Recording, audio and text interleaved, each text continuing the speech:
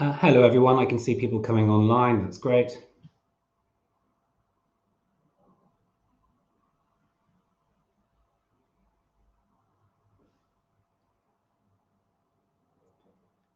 Hello, Philip.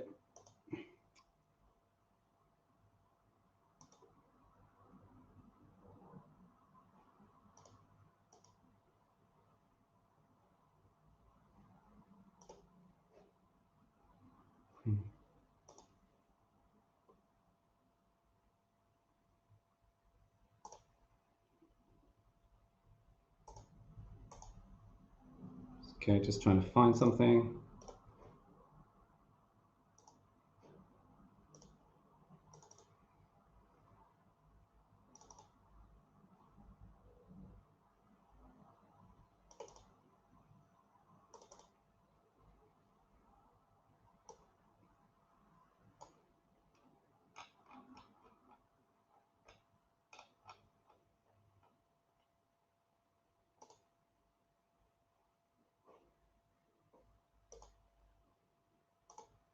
Okay, let's just try this again.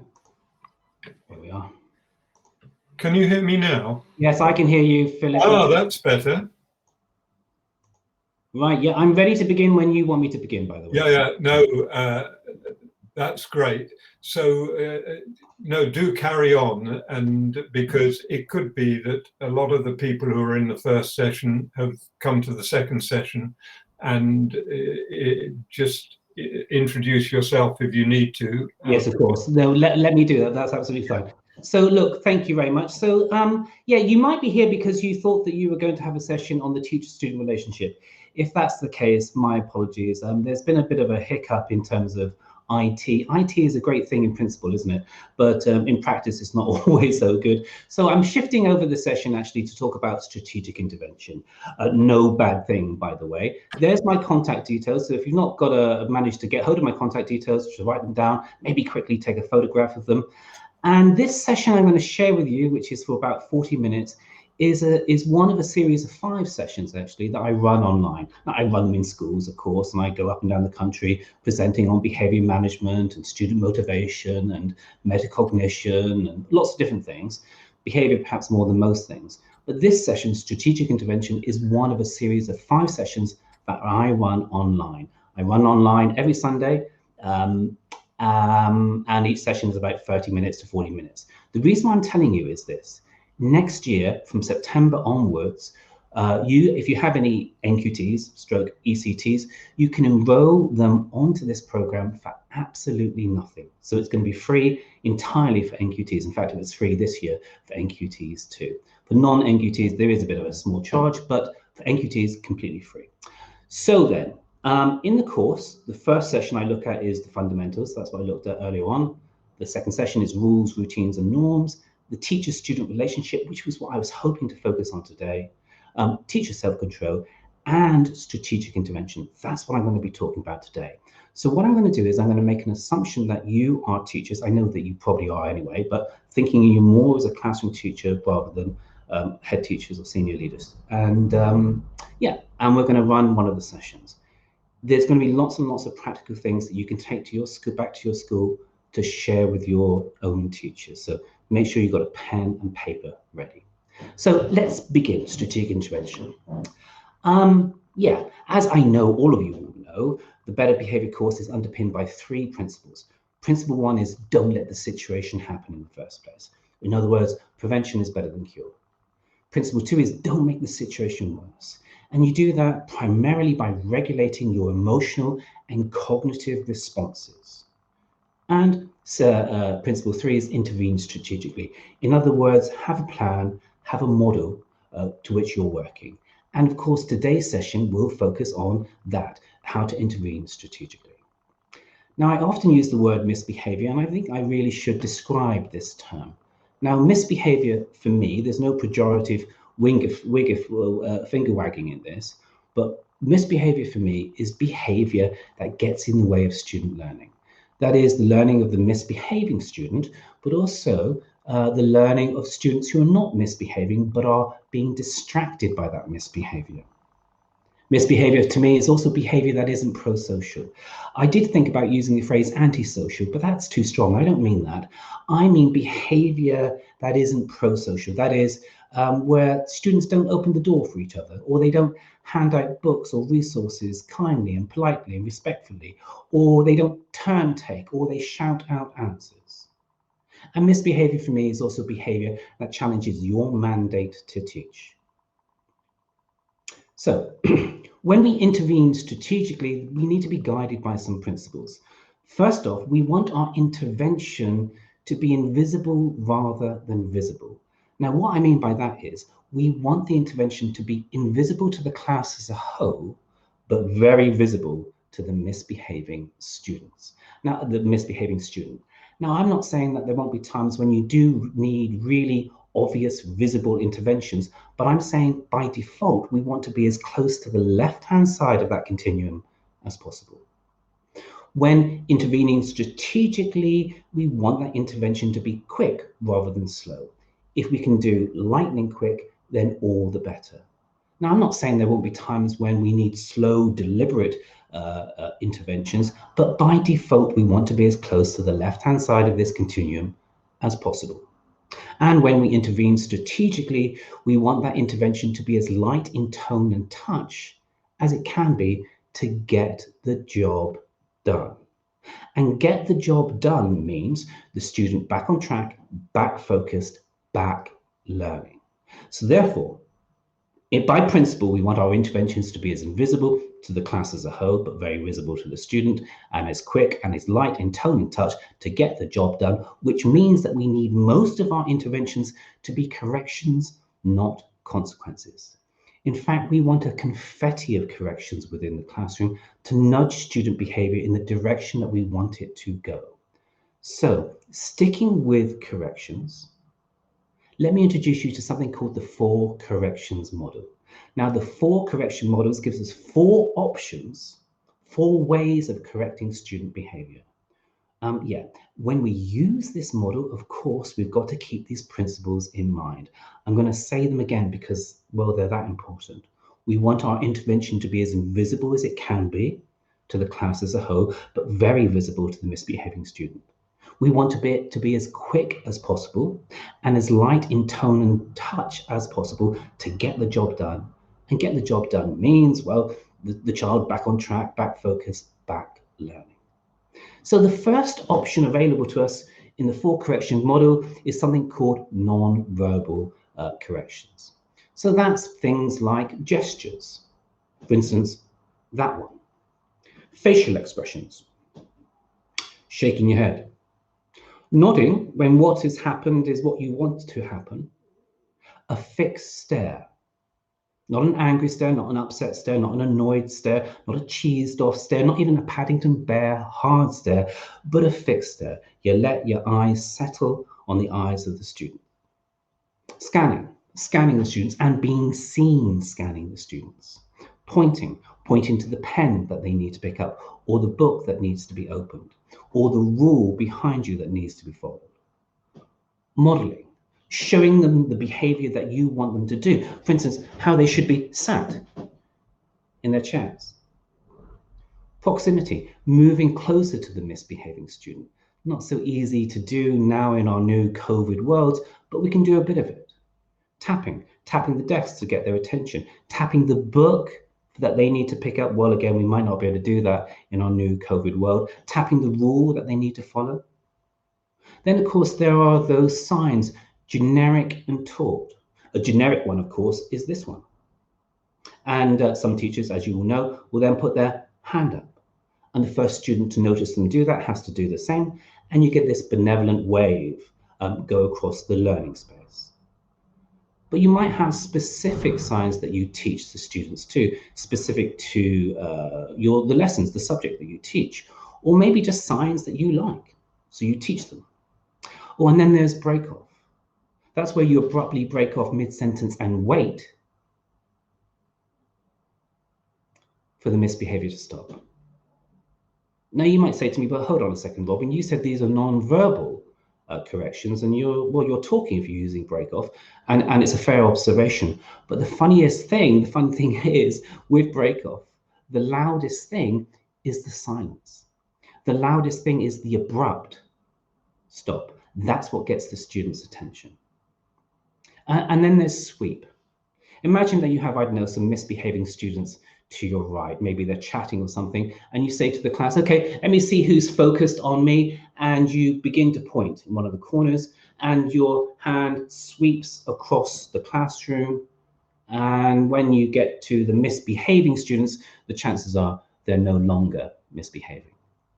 Doug Lemov calls this unleashing your hidden John Travolta, a disco finger, he calls it. I think sweep describes it very well too. So yeah, the first correction available to us in the 4 corrections model is nonverbal. The second option available to us is something called public anonymous. This is where you describe the misbehavior, but not who's misbehaving. So for instance, Year 9s, all eyes on me. The implication, of course, being that not all eyes are tracking you. Year 5s, I can hear talking. I need to see all pens moving. Books closed. Waiting for 2. Waiting for 1. Good. Now, it doesn't actually matter whether you are waiting for 2 or waiting for 1, or indeed waiting for 5. That phrase, waiting for 2, gives some anonymity. If it's just one student, then the students are going to be looking around. But if you say waiting for 2, then they probably won't bother.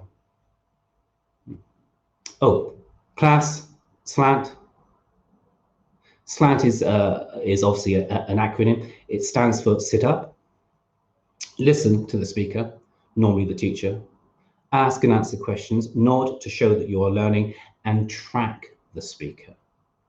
Now, I think that actually when you say slant to students, what they're really hearing and what you're probably really saying is sit up and look at me. But that doesn't give such a good acronym. Now, in my previous school, which was a pupil referral unit, you obviously know all about pupil referral units, an organization, a center that students go to when they are removed from mainstream education. Every member of staff used that word slant. So the TAs, the teachers, and because we used it all the time, it was common currency, linguistic currency within the school. And it was also the language that students themselves used. Another version of slant is star, sit up, track the speaker, ask and answer questions, respect the learning environment.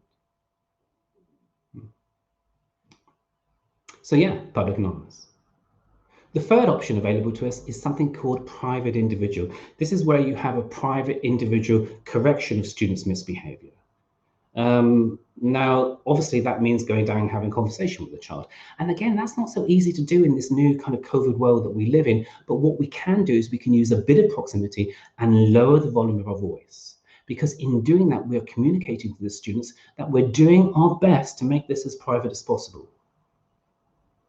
For instance, Jonathan, it's pens down when I'm speaking. Or, boys, you know the rule, no talking when I'm talking. Sometimes, of course, what we want to do is have a more in-depth conversation or intervention with the student. And what we can do at this point is we can get the class working on something. Maybe ask the class a question, and in their pairs, they discuss it. Say, give them 1 minute, and your 1 minute starts now.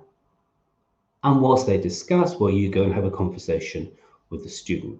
Ilaria, when I was explaining to the class, you weren't looking at me. In fact, you were looking towards the back of the classroom. Track me when I talk. It helps listening and shows me you're paying attention. Thanks.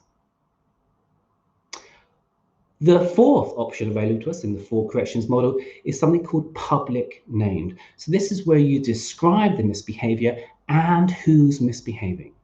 Here's an example. Isaiah, books needs to be open. Or Jake, it's an in silence activity. And look how quickly you get in. You get in, you make the correction, and you get out. You don't stay around for an argument. You don't stay around to provide the student with a platform, with a with a stage upon which they can perform. No, it's in, correct, and out. Here's another example. Jane, let me see that pen moving. Much better. So look, yeah, that's the 4 corrections model. What I'm going to try to do now is I'm going to try to model this model for you. So wish me luck. Here we go. Oh, and of course, I've got to keep these principles in mind. They guide me. So I want my intervention to be as invisible as it can be to the class as a whole, but very visible to the misbehaving student. I want it to be as quick as it can be. And if I can get away with lightning quick, then all the better. And I want it to be as light in tone and touch to get the job done. And collectively, all of this is about getting the student back on track, back focus, back learning. The reason why that child's in the room. Okay, here we go.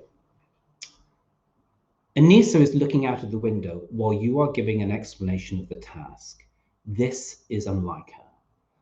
Well, kind of by default, I want to see if I can use a non-verbal correction, because that's the least intrusive. But it might not be that easy to do. After all, Anissa is looking out of the window. Maybe, perhaps I can get into her line of sight. It depends, I suppose, doesn't it, on the geography of my classroom, how easy it is to do that. But hold on a second, I'm giving an explanation to the class. So what I could do here is I could abruptly break off mid-sentence and wait until the misbehavior, in this case, Anissa, stop looking at the window, but now looking at me, ends. Of course, I could also use public anonymous, because if I'm giving an explanation to the class, I can simply say something like this. I need all eyes on me. Thank you. Better. I could even do a private individual. And again, it's going to depend on the geography of my class, if it's going to be easy to do that. And I can do a public named. Anissa, eyes on me, thank you. Of these 4, it's probably going to be 1 or 2, actually, that I would use. Yeah. Another example, 2 students are talking. It's an in-silence activity. Well, if I can, by default, I'm going to use non-verbal, because that's by default the least intrusive. So what I'm going to do here is I'm going to plonk myself close to the misbehaving students. Yeah, a little bit of eye contact too is no bad thing. And I'm going to stay there. And when the work catches them, because that's what work does, it catches us, then I can perhaps begin to move away. But I'm going to make them know that I have them in mind. I might also follow it up with a private individual. Yeah. Boys, you know the rule. Thank you. Here's another example. Pretty. Pretty hasn't picked up a pen to start writing. You've had to speak to Pretty about this before. So by default, I want to use a non-verbal, and maybe I can, again, it depends on the geography of the room. But I can't use public anonymous, and I can't use public named, or at least it would be best not to, because the students are writing. In other words, almost certainly it's an in-silence activity. And if I use public anonymous and public named, then I'm going to distract them. If you were in my earlier session, you might remember the 100% rule. You want 100% of your students to be working 100% of the time with 100% engagement. You start talking when they're working, you're distracting them. You're going against the 100% rule. I may well, if I can, do a private individual. Either way, I'm going to correct the behavior. The next one is Ben. Yeah, Ben is still writing, even though you've told the students to put their pens down. Well, as always, by default, I want to use non-verbal if I can. It's the least intrusive. But hold on a second. I've told students to put their pens down, which means almost certainly I'm going to speak to them about something. So I can use simply public anonymous. I need to see all pens down, waiting for 2. Waiting for 1. Thank you. That's better, but quicker next time. So yeah, Ben is still writing, even though you've told the students to put their pens down. Oh, and you've already used public anonymous, and that didn't work. Well, it's going to be public name. Ben, pens down. Thank you. Get in quickly, make the correction, get out. And I think I'm going to follow this up with a private individual. So when the students are working on something, I'm going to talk to Ben about my expectations about his behavior. Here's another one. Oh gosh, Malik laughed unkindly when Andrea was answering a question. Well, I can't use a non-verbal because this misbehavior has already happened. This is now a historical fact. But I don't want it to go unresponded to, of course. So I'm going to use public anonymous. I'm going to say something like this. Andrea, sorry to interrupt. I heard someone then laugh. My suspicion is that the person who laughed wasn't aware about how unkind that can come across. But it did. Andrea, please continue. I'm very interested. Please continue. And then a little bit later on, I'm definitely going to follow up with a private individual with Malik, explaining my expectations and the importance of respect within the classroom, that classrooms need to be safe spaces for everyone. Whew. So it's your turn. Now, the way that I'm going to do this, and I think it's really important that you give this a go, by the way, and you're going to do it on bits of paper, so you're not going to write anything into chat. I'm going to give you some scenarios, and you've got 30 seconds per scenario. Yeah, of course, you need to be guided by these principles. So let's just go through them again. In other words, you want your correction to be as invisible to the class as a whole, but very visible to the misbehaving student. You want to be as quick as it can be and as light in tone as it can be to get the job done. And job means, well, the student back on track, back focus, back learning. So pens at the ready. I'm going to time you. You've got 30 seconds for each scenario. Use a combination of numbers and words, but say what you would do in this scenario. Write it on a bit of paper. Don't write it into chat. Here we go. I'll time you. Here's the first scenario. Archana hasn't started working yet, despite you giving a crisp instruction to the class to begin. 30 seconds. Begin.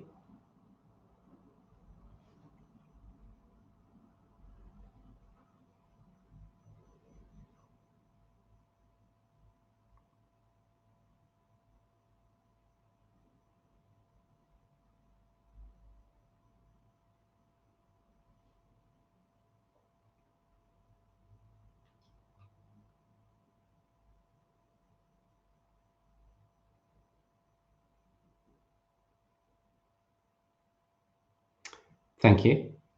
Second scenario. Sammy is fiddling with the blinds while you are explaining the learning task. She is looking towards you. 30 seconds. What would you do? Begin.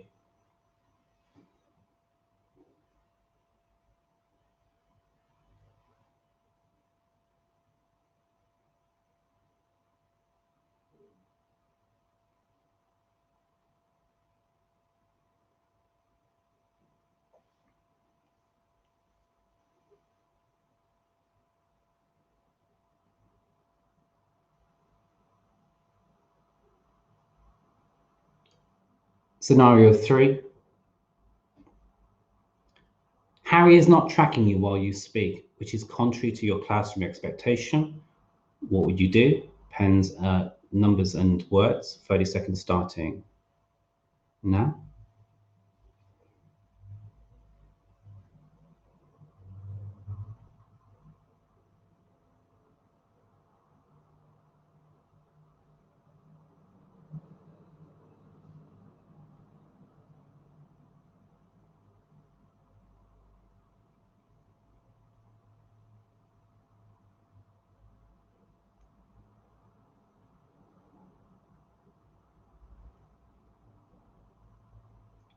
Scenario 4. Danielle has her head on the desk. All other students are working. What would you do?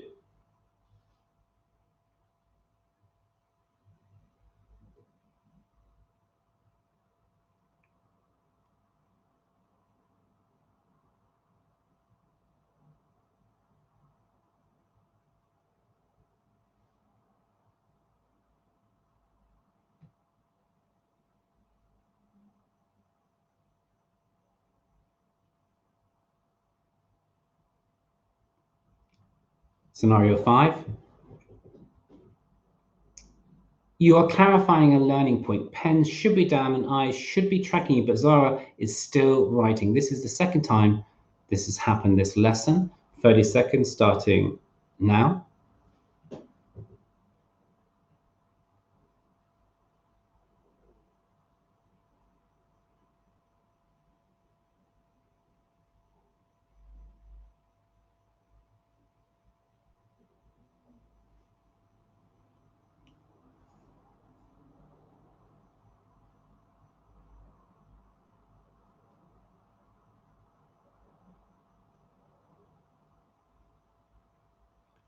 And scenario 6, our last scenario. Rebecca is texting under her desk. The rest of the class are reading in silence. 30 seconds. What would you do? Begin.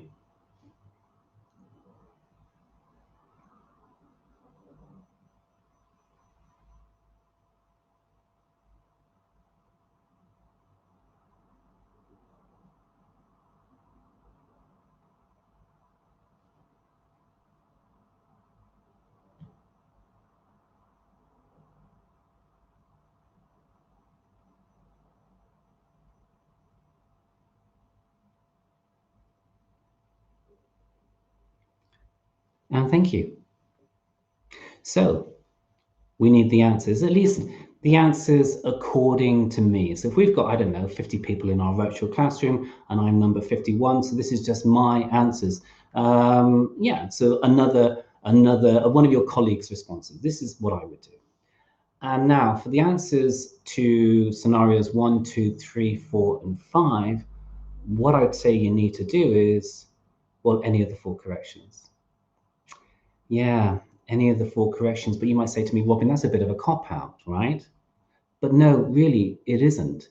Because, well, as teachers, you'd be aware of your classroom space. You understand the geography of your classroom space, what would be easy for you to do and not so easy for you to do. Also, you would have put flesh onto those particular scenarios. In fact, you might have remembered a student who behaved in exactly those ways, and that would have definitely been putting flesh onto the scenario, right? And not only that, as long as you responded to these scenarios using these 3 principles, they're so important, I'm going to go through them again. In other words, you want your correction to be as invisible as it can be to the class as a whole, but very visible to the misbehaving student. You want it to be as quick as it can possibly be. Lightning quick is always by default best. Get in, correct, get out. And you want it to be as light in tone and touch as it can be. And all of this to get the job done. And get the job done means the student back on track, back focused, back learning. If you were guided by those 3 principles in your decision making, then for me, that's fine. That's perfect. That's it. That's the correct answer. But what about scenario 6?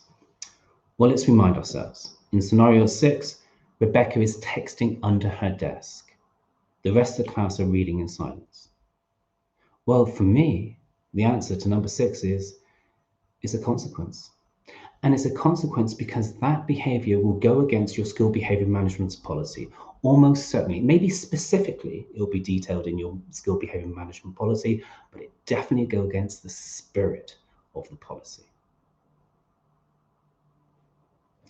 3 questions. Question 1, so what's the difference between a correction and a consequence? And for me, I think it's degree of formality. A consequence will almost certainly feature in your school behavior management policy. A consequence is a sanction. A correction isn't. A correction probably will exist below your school behavior management policy. We want lots of corrections and not so many consequences. Question 2, correction versus consequence. When should it be the latter? Well, like I've just said, we want mainly it to be corrections. We want a confetti of corrections to nudge the behavior in the direction that we want it to go. But of course, there are times when it should be a consequence. And for me, it's 4 times. 4 times. It's when it's severe, the misbehavior. It's when it's repeated, but not necessarily severe. It's when it goes against the school behavior management policy, as with the Rebecca example. Oh, and it's when it challenges your mandate to teach, because that's why you are in that classroom, to teach. The students, of course, are in there to learn. There is a relationship between the two. So question 3 is, what are the features of an effective classroom consequence? We're getting towards the end of the session now. So for me, an effective consequence is this. It is certainty is better than uncertainty. In other words, if A happens, A is the misbehavior, then it has to be certain that B, the consequence, happens. A happens, B happens. In fact, I'm going to write all the red words down there, and I'm going to give you 30 seconds for this. And what I want you to do in the space of these 30 seconds is write down what you think the green words are. So what's better than ambiguity? What's better than delayed? Okay, so you've got 30 seconds for this. You can do it into chat if you want to, but I don't think I can see it, but definitely do it on a bit of paper. Do the exercise. Here we go, 30 seconds. What are the green words?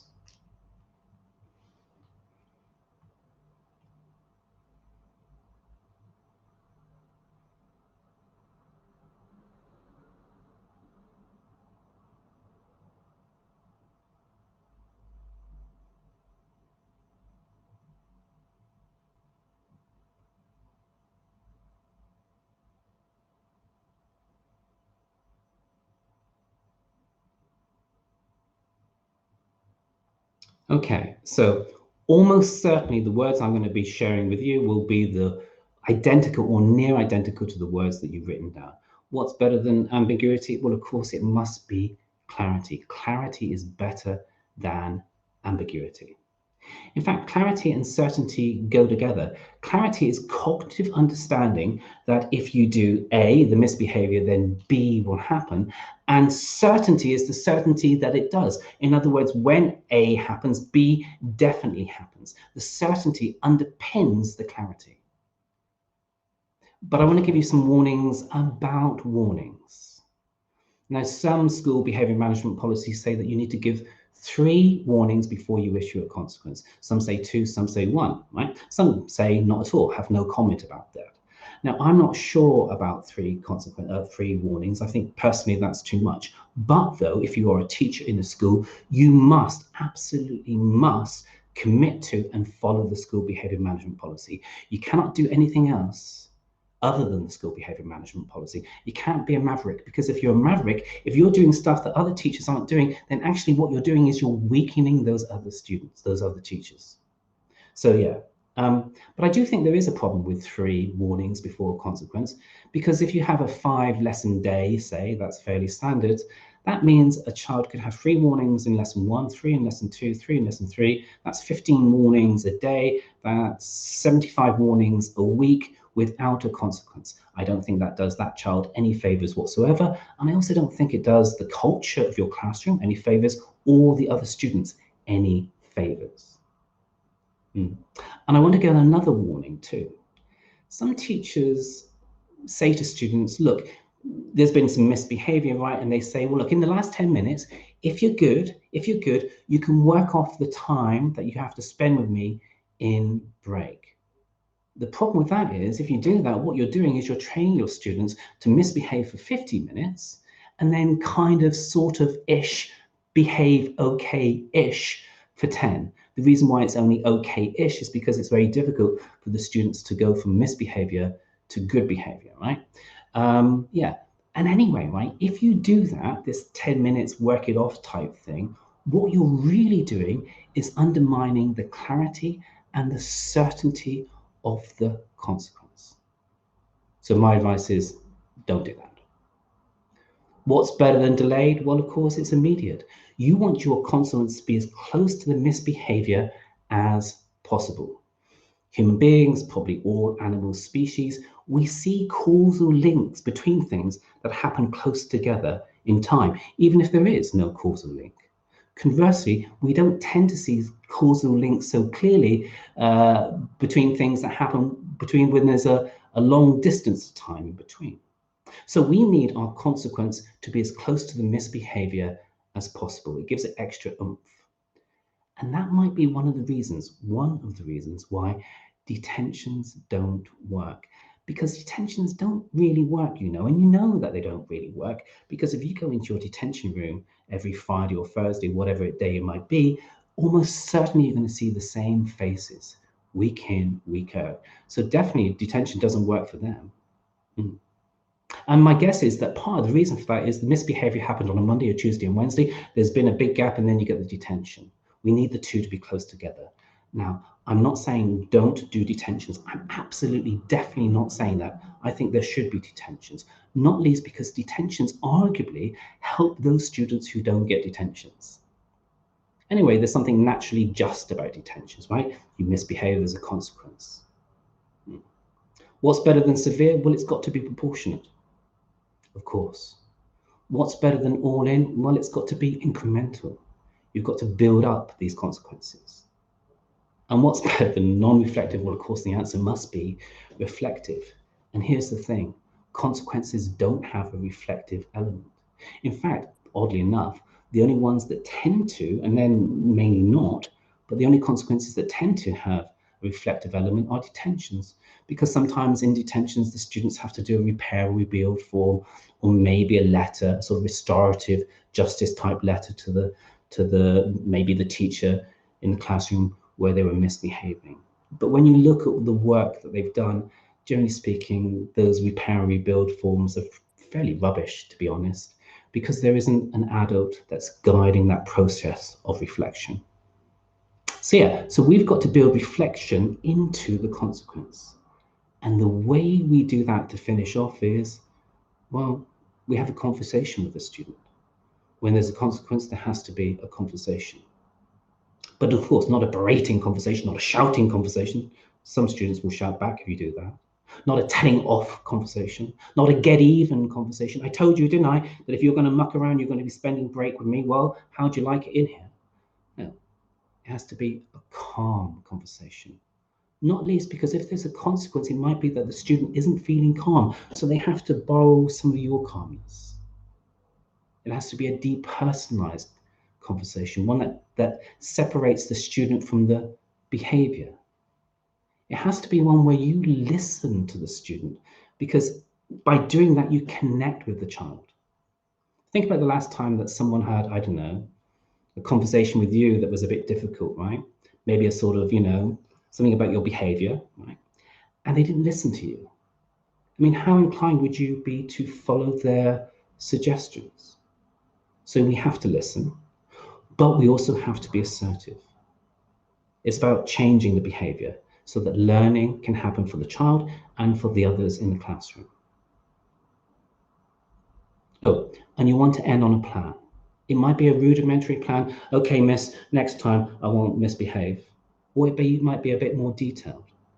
And at the start of the next lesson, you remind that student of the plan in a friendly way, because you want the best for them.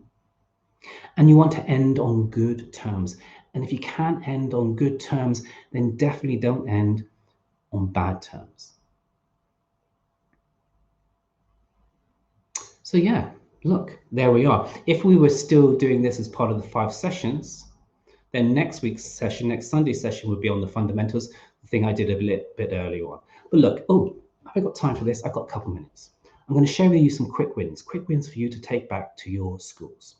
Quick win number 1 is this. What you say and what you do must always be the same.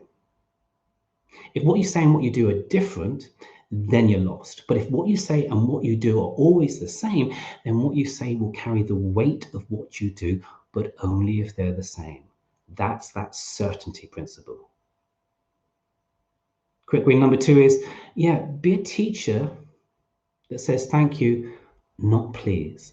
Thank you and please equally as respectful, but please has got a sort of begging element to it. Well, thank you assumes that what you want to happen will happen because, well, otherwise, why would you be thanking them? So say thank you, not please. And quick win number 3 is, be a teacher that tuts. And that stands for give, take up time. Intervene, correct, and move away. Don't hover. Sometimes you have to hover. It's a health and safety issue. You have to hover, right? You have to make sure that the behavior that you want to happen happens, or the behavior that is happening must stop. So that's fine. But by default, don't hover. Oh, and this is key. you must avoid the SBT. It stands for the secondary behavior trap.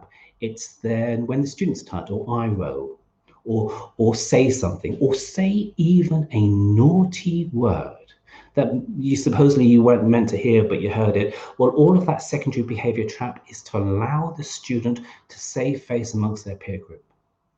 It's a trap because it can wind you up. So you must not respond to the secondary behavior. You must stay focused on the primary misbehavior.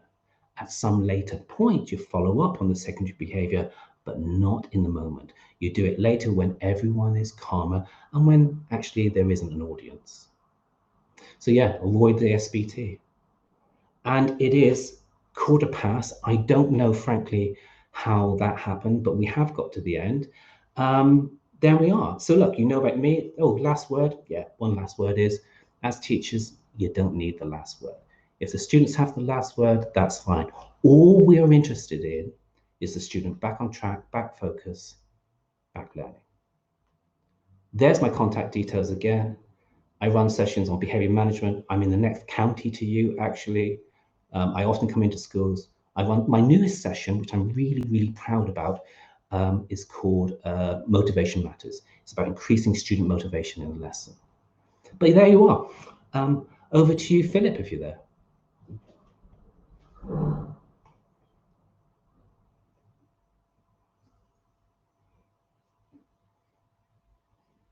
And if not, I'm going to let everyone go. Philip, are you there?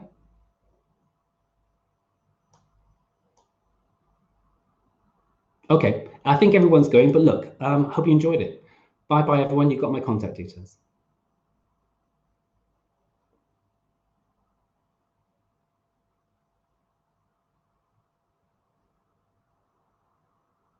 Thanks, Liz. Thank you, Ian. Thank you. Thanks, Ian. Yeah, cheers. Thank you very much.